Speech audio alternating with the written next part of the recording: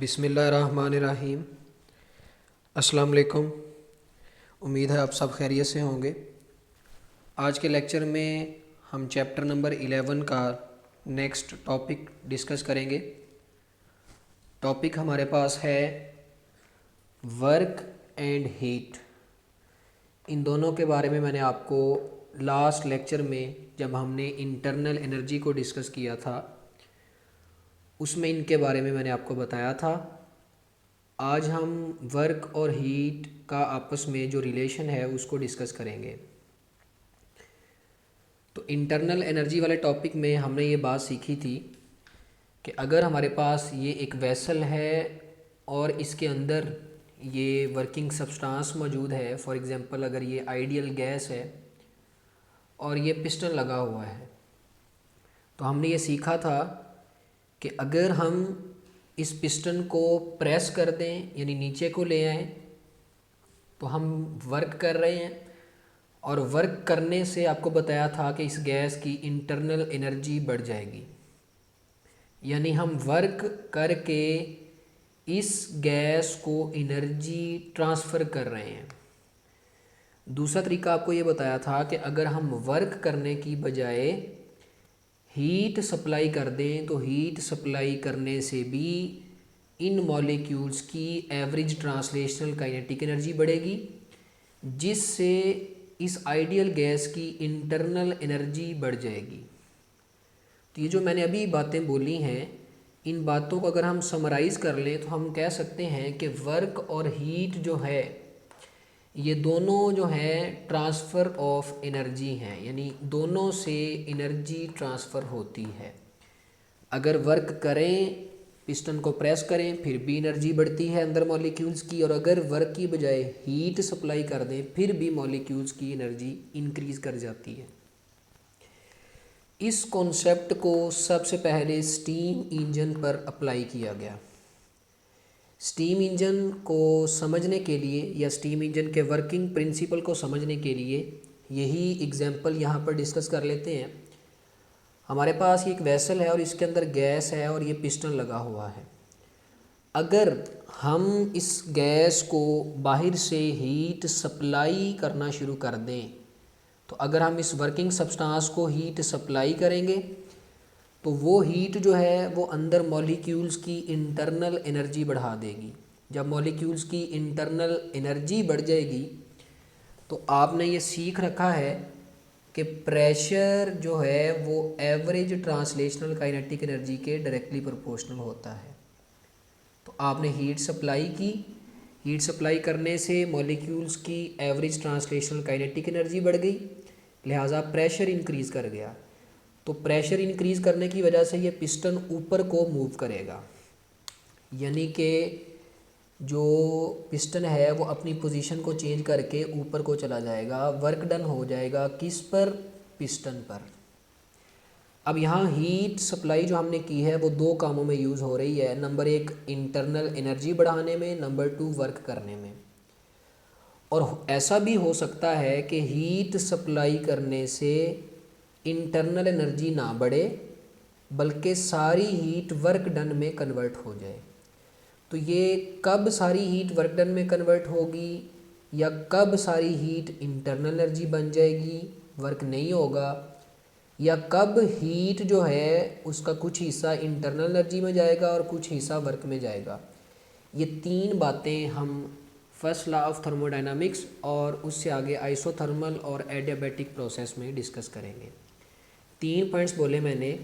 सारी heat work में चली जाए, इंटरनल एनर्जी ना बढ़े, या फिर सारी हीट इंटरनल एनर्जी बन जाए, वर्क ना हो, और तीसरी बात हीट का कुछ हिस्सा इंटरनल एनर्जी बन जाए और कुछ हिस्सा वर्क में चला जाए। इनको हम नेक्स्ट टॉपिक्स में डिस्कस करेंगे। फ़िलहाल यहाँ हम ये कह सकते हैं कि हीट सप्लाई की, हीट इन हुई सिस्टम में, यहाँ हम वर्किंग सब्सटेंस को सिस्टम बोल रहे हैं। हीट इन हुई सिस्टम में और सिस्टम ने क्या किया? सिस्टम ने वर्क कर दिया आउटपुट में, यानी पिस्टन इधर से ऊपर को चला गया। हीट सप्लाई करोगे तो पिस्टन मूव करके ऊपर को चला जाएगा। यहाँ हमारे पास इस वेसल के अंदर जो गैस है उसको हम सिस्टम बोल रहे हैं, और गैस के अलावा जितनी भी चीज़ें हैं वो हमारे पास इन्वायरमेंट हैं या सराउंडिंग हैं। तो कोई भी चीज़ जो अंडर कंसिडरेशन होती है, जिसको हम ऑब्ज़र्व कर रहे होते हैं, उसको हम सिस्टम बोलते हैं। यहाँ हम इस गैस के साथ डील कर रहे हैं, लिहाजा ये गैस सिस्टम है और बाकी सब सराउंडिंग या इन्वायरमेंट है। तो स्टीम इंजन में यही कॉन्सेप्ट फॉलो किया गया कि हीट सप्लाई करते हैं तो वर्क हो जाता है, यानी सिस्टम सराउंडिंग पर वर्क कर देता है। तो यहाँ हमने ये सीखा हीट गिवन टू सिस्टम, और उसका रिज़ल्ट क्या हुआ, वर्क डन हो गया। और किसने वर्क किया, सिस्टम ने किया। वर्क डन बाय सिस्टम, और किस पर, सराउंडिंग पर। तो यहाँ से चूँकि हीट का सप्लाई होना और सिस्टम का सराउंडिंग पर वर्क करना, ये दोनों काम एट अ टाइम हो रहे हैं, तो हम इन दोनों को सेम साइन के साथ डील कर लेते हैं। तो याद रखिएगा, अगर सिस्टम को हीट सप्लाई करें, अगर सिस्टम को हीट सप्लाई करें तो उसको हम पॉजिटिव साइन के साथ लेंगे, और अगर सिस्टम वर्क कर दे, वर्क डन बाय सिस्टम की बात हो, तो फिर हम वर्क डन को भी पॉजिटिव लेंगे, क्योंकि ये दोनों काम एक ही वक्त में हो रहे हैं। हीट देते हैं, वर्क हो जाता है। तो यहाँ एक पॉइंट हमने ये सीखा, अगर सिस्टम को हीट सप्लाई की जाए तो हम हीट के साथ पॉजिटिव साइन लेंगे, और अगर सिस्टम वर्क करे तो वो वर्क भी हमारे पास जो है वो पॉजिटिव साइन के साथ होगा। इसका उलट क्या है, अगर हम पिस्टन को प्रेस कर दें, ऊपर से नीचे को ले आएँ, तो हम सिस्टम पर वर्क कर रहे हैं। तो जब हम सिस्टम पर वर्क करेंगे तो क्या होगा, अंदर मॉलिक्यूल्स की इंटरनल एनर्जी बढ़ेगी। जब इंटरनल एनर्जी बढ़ेगी तो अंदर टेम्परेचर बढ़ जाएगा। ये हमने इंटरप्रिटेशन ऑफ टेम्परेचर में सीखा था। अगर अंदर टेम्परेचर बढ़ गया बाहर की निस्बत, तो हाई टेम्परेचर से लो टेम्परेचर की तरफ हीट ट्रेवल करना शुरू कर देगी। तो इस केस में हमने सिस्टम पर वर्क किया, वर्क डन ऑन सिस्टम, और सिस्टम ने हीट को बाहर निकाल दिया। सिस्टम पर वर्क का होना और हीट का सिस्टम से बाहर निकलना, ये दोनों काम एट अ टाइम हो रहे हैं, लिहाजा हम इन दोनों को सेम साइन के साथ डील करेंगे। तो 2 पॉइंट हो गए, वर्क डन ऑन सिस्टम, और इससे यह हुआ heat given by system, system ने हीट बाहर सराउंडिंग में निकाल दी। तो याद रखिएगा, अगर सिस्टम पर वर्क किया जाए, वर्क ऑन सिस्टम हो, तो हम उसके साथ माइनस साइन लगाते हैं, और अगर सिस्टम में से हीट इजेक्ट हो जाए तो हम उसके साथ भी माइनस साइन लगाते हैं। तो यहाँ ये जो वर्क हुआ है ये ऑन सिस्टम हुआ है, और ये वो हीट है जो सिस्टम ने इजेक्ट की है by system, ejected by system. तो आपने यहाँ 2 पॉइंट सीख लिए अभी तक। Work done by system is positive, work done on system is negative. Similarly, heat supplied to system is taken as positive and heat given by the system is taken as negative। ये sign conventions आपने जहन में रखने हैं। अब हम thermodynamics में work done के फार्मूला को ड्राइव करते हैं। तो उसके लिए दोबारा हमने ये एक सिलेंडर लिया है, एक वेसल लिया है, और इसमें हमारे पास जो है वो गैस मौजूद है, लेट्स सपोज, जो एज ए वर्किंग सब्सटेंस हम यहाँ पर ले रहे हैं।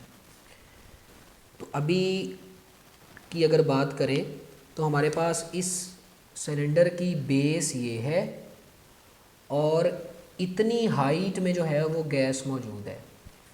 तो अगर हम इस हाइट को इस बेस के साथ मल्टीप्लाई करवा दें तो हमें ये गैस का वॉल्यूम मिल जाएगा।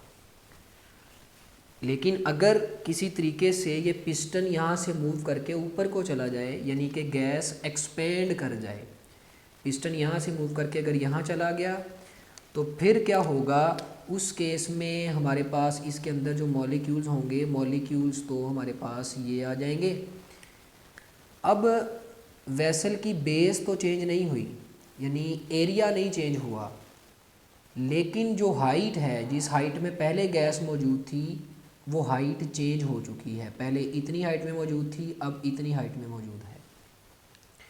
तो पिस्टन ने इस पोजीशन से इस पोजीशन तक जाने में ये वाला डिस्प्लेसमेंट कवर कर लिया है, जिसको हम यहाँ पर डेल्टा वाई से रिप्रेजेंट कर लेते हैं। तो पिस्टन ऊपर क्यों जाएगा? अंदर से गैस के मॉलिक्यूल्स प्रेशर लगाएंगे तो पिस्टन ऊपर को जाएगा। प्रेशर कितना लगाएंगे गैस के मॉलिक्यूल्स, उसके लिए हमने प्रेशर का फार्मूला लिख लिया, pressure is equal to force per unit area. अब यहाँ हम क्या चाहते हैं, हम वर्क डन निकालना चाहते हैं। तो वर्क डन के बारे में आपने चैप्टर 4 में पढ़ा है। वर्क डन इक्वल होता है dot product of force and displacement, और इसको हम एफ डी कॉस थीटा लिख सकते हैं। Here theta is the angle between force and displacement. तो यहाँ पिस्टन जो है उस पर फोर्स भी ऊपर को लग रही है, ऊपर को, और पिस्टन ऊपर की तरफ ही डिस्प्लेसमेंट कवर कर रहा है। लिहाजा फोर्स और डिस्प्लेसमेंट के दरमियान हमारे पास जो एंगल थीटा होगा वो एंगल थीटा 0 डिग्री आ जाएगा। तो इस फार्मूला में अगर हम फोर्स की वैल्यू, डिस्प्लेसमेंट की वैल्यू और थीटा की वैल्यू पुट करें तो हमें वर्क डन मिल सकता है। फोर्स निकालने के लिए हम यहाँ से F को अलहदा कर लेते हैं। A इधर डिवाइड हो रहा है, उधर जाके मल्टीप्लाई हो जाएगा, तो फोर्स इक्वल आ जाएगी प्रेशर इनटू एरिया। और जो डिस्प्लेसमेंट कवर किया है पिस्टन ने नीचे से ऊपर जाने में, उसको हमने यहाँ डेल्टा वाई से रिप्रेजेंट कर रखा है। तो F की जगह PA आ गया, डिस्प्लेसमेंट की मैग्नीट्यूड की जगह डेल्टा वाई आ गया, और थीटा की वैल्यू हमने 0 पुट कर दी। cos 0 1 हो गया, तो हमारे पास बाकी बच गया PA डेल्टा वाई। ये A है हमारे पास एरिया, और ये डेल्टा वाई वो जो डिस्प्लेसमेंट है पिस्टन ने जो कि कवर किया है। अब देखो बेस तो चेंज नहीं हुई, लेकिन हाइट पहले ये थी, अब ये हो गई, यानी हाइट चेंज हो गई। तो वॉल्यूम होता है बेस इनटू हाइट। तो अगर बेस चेंज हो जाए या हाइट चेंज हो जाए तो इट मीन्स वॉल्यूम चेंज हो चुका है। लेकिन यहाँ बेस नहीं चेंज हो रही, हाइट चेंज हो रही है, तो फिर भी हम कह सकते हैं कि वॉल्यूम चेंज हो चुका है। तो एरिया वही है, हाइट चेंज हो गई है, तो हमारे पास ये वाली चीज़ जो है, ये वाला फैक्टर A डेल्टा वाई, इसको हम डेल्टा V लिख लेंगे।